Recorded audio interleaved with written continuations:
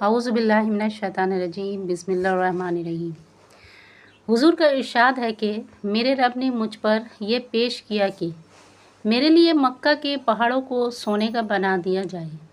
मैंने अर्ज़ किया, ऐ अल्लाह, मुझे तो ये पसंद है कि एक दिन पेट भरकर खाऊं तो दूसरे दिन भूखा रहूं, ताकि जब भूखा रहूं तो तेरी तरफ जारी करूं और तुझे याद करूं, और जब पेट भरूं तो तेरा शुक्र करूं, तेरी तारीफ़ करूं।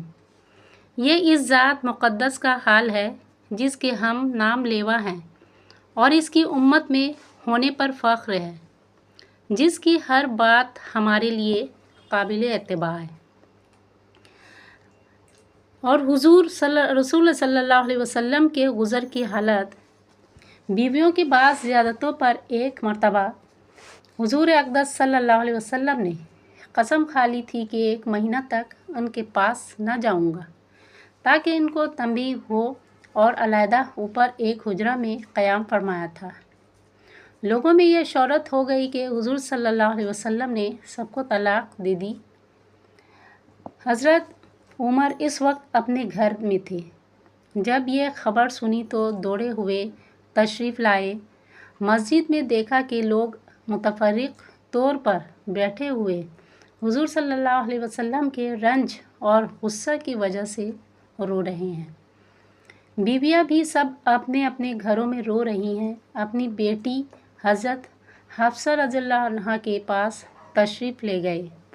वो भी मकान में रो रही थीं। फरमाया कि अब क्यों रो रही है? क्या मैं हमेशा इससे डराया नहीं करता था कि हुजूर सल्लल्लाहु अलैहि वसल्लम की नाराज़गी की कोई बात ना किया कर। इसके बाद मस्जिद में तशरीफ़ लाए। वहाँ एक जमात मिंबर के पास बैठी रो रही थी। थोड़ी देर वहाँ बैठे रहे, मगर शिद्दत रंज से बैठा ना गया। तो हुजूर सल्लल्लाहु अलैहि वसल्लम जिस जगह तशरीफ़ फरमा थे, इसके करीब तशरीफ़ ले गए और हज़रत रुबा एक ग़ुलाम के ज़रिया से, जो 2 बारी के ज़िना पर पाँव लटकाए बैठे थे, अंदर हाज़िरी की इजाज़त चाही। उन्होंने हाजिर खिदमत होकर हज़रत उमर के लिए इजाज़त मांगी, मगर हुजूर सल्लल्लाहु अलैहि वसल्लम ने सकूत फरमाया, कोई जवाब न दिया। हज़रत रुबा ने आकर यही जवाब उमर रज़ियल्लाहु अन्हु को दे दिया कि मैंने अर्ज़ कर दिया था, मगर कोई जवाब ना मिला। हज़रत उमर मायूस होकर मिंबर के पास आ बैठे, मगर बैठा ना गया। तो फिर थोड़ी देर में हाजिर होकर हज़रत रुबा के पास के ज़रिया से इजाज़त चाही। इसी तरह 3 मरतबा पेश आया कि ये बेताबी से ग़ुलाम के ज़रिया से इजाज़त हाज़िरी की मांगते। उधर से जवाब में सकूत और खामोशी ही होती। तीसरी मरतबा जब लौटने लगे तो हज़रत रुबा ने आवाज़ दी और कहा कि तुम्हें हाज़िरी की इजाज़त हो गई। हज़रत उमर हाजिर खिदमत हुए तो देखा कि हुजूर अक़दस सल्लल्लाहु अलैहि वसल्लम एक बोरिए पर लेटे हुए हैं, जिस पर कोई चीज़ बिछी हुई नहीं है। इस वजह से जिस्म अतहर पर बोरिए के निशानात भी उभर आए हैं। खूबसूरत बदन पर निशानात साफ नज़र आया ही करते हैं। और सरहाने एक चमड़े का तकिया है जिसमें खजूर की छाल भरी हुई है। मैंने सलाम किया और सबसे अव्वल तो ये पूछा कि आप रसूल सल्लल्लाहु अलैहि वसल्लम ने बीवियों को तलाक दे दी? आप रसूल सल्लल्लाहु अलैहि वसल्लम ने फरमाया, नहीं। इसके बाद मैंने दिलबस्तगी के तौर पर हुजूर सल्लल्लाहु अलैहि वसल्लम से अर्ज़ किया, या रसूल अल्लाह, हम कुरैशी लोग औरतों पर गालिब रहते थे, मगर जब मदीना आए तो देखा कि अंसार की औरतें मर्दों पर गालिब हैं। इनको देखकर कुरैश की औरतें भी इससे मुतासिर हो गईं। इसके बाद मैंने एक आध बात और की, जिससे नबी अकरम सल्लल्लाहु अलैहि वसल्लम के चेहरे अनवर पर तबस्सुम के आसार ज़ाहिर हुए। मैंने देखा कि گھر کا کل سامان یہ تھا، 3 چمڑے بغیر دباغت دیے ہوئے اور 1 مٹھی جو ایک کونے میں پڑے ہوئے تھے۔ میں نے ادھر ادھر نظر دوڑا کر دیکھا تو اس کے سوا کچھ نہ ملا۔ میں نے دیکھ کر رو دیا۔ حضور صلی اللہ علیہ وسلم نے فرمایا کہ کیوں رو رہے ہو؟ میں نے عرض کیا، یا رسول اللہ، کیوں نہ روؤں کہ یہ بوریے کے نشانات آپ کے بدن مبارک پر پڑ رہے ہیں، اور گھر کی کل کائنات یہ ہے جو میرے سامنے ہے۔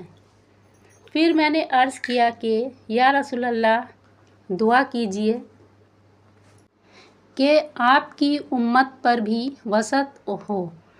یہ ورم و فارس بے دین ہونے کے باوجود کہ اللہ کی عبادت نہیں کرتے، ان پر تو یہ وسعت، یہ قیصر و کسریٰ تو باغوں اور نہروں کے درمیان ہوں، اور آپ رسول اللہ صلی اللہ علیہ وسلم اللہ کے رسول اور اس کے خاص بندہ ہو کر یہ حالت نبی اکرم صلی اللہ علیہ وسلم تکیہ لگائے ہوئے لیٹے تھے۔ حضرت عمر کی یہ بات سن کر بیٹھ گئے اور فرمایا کہ عمر، کیا اب تک اس بات کے اندر شک میں پڑے ہوئے ہو؟ سنو، آخرت کی وسعت دنیا کی وسعت سے بہت بہتر ہے۔ ان کفار کو طیبات اور اچھی چیزیں دنیا میں مل گئیں اور ہمارے لیے آخرت میں ہے۔ حضرت عمر نے عرض کیا کہ یا رسول اللہ، میرے لیے استغفار فرمائیں کہ واقعی میں نے غلطی کی۔ یہ دین و دنیا کے بادشاہ اور اللہ کے لاڈلے رسول کا طرز عمل ہے کہ بوریے میں کوئی چیز بچھی ہوئی بھی نہیں، نشانات بدن پر پڑے ہوئے ہیں۔ گھر کے ساز و سامان کا حال بھی معلوم ہو گیا۔ اس پر ایک شخص نے دعا کی درخواست کی تو تنبیہ فرمائی۔ حضرت عائشہ سے کسی نے پوچھا تھا کہ آپ رسول اللہ صلی اللہ علیہ وسلم کے گھر میں حضور کا بسترا کیا تھا؟ فرمایا کہ ایک چمڑا کا تھا جس میں کھجور کی چھال بھری ہوئی تھی۔ حضرت حفصہ سے بھی کسی نے پوچھا کہ آپ رسول اللہ صلی اللہ علیہ وسلم کے گھر میں حضور کا بسترا کیسا تھا؟ فرمایا کہ ایک ٹاٹ تھا جس کو دوہرا کر کے حضور صلی اللہ علیہ وسلم کے نیچے بچھا دیتی تھی۔ ایک روز مجھے خیال ہوا کہ اگر اس کو چوڑا کر کے بچھا دوں تو زیادہ نرم ہو جائے، چنانچہ ہم نے بچھا دیا۔ حضور صلی اللہ علیہ وسلم نے صبح کو فرمایا کہ رات کیا بچھا دیا تھا؟ ہم نے عرض کر دیا کہ وہی ٹاٹ تھا جس کو چوڑا کر دیا تھا۔ فرمایا اس کو ویسا ہی کر دو جیسا پہلے تھا، اس کے نرمی رات کو اٹھنے میں مانع بنتی ہے۔ اب ہم لوگ اپنے نرم اور روئیں دار گدوں پر بھی نگاہ ڈالیں کہ اللہ نے کس قدر وسعت فرما رکھی ہے، اور پھر بھی بجائے شکر کے ہر وقت تنگی کی شکایت ہی زبان پر رہتی ہے۔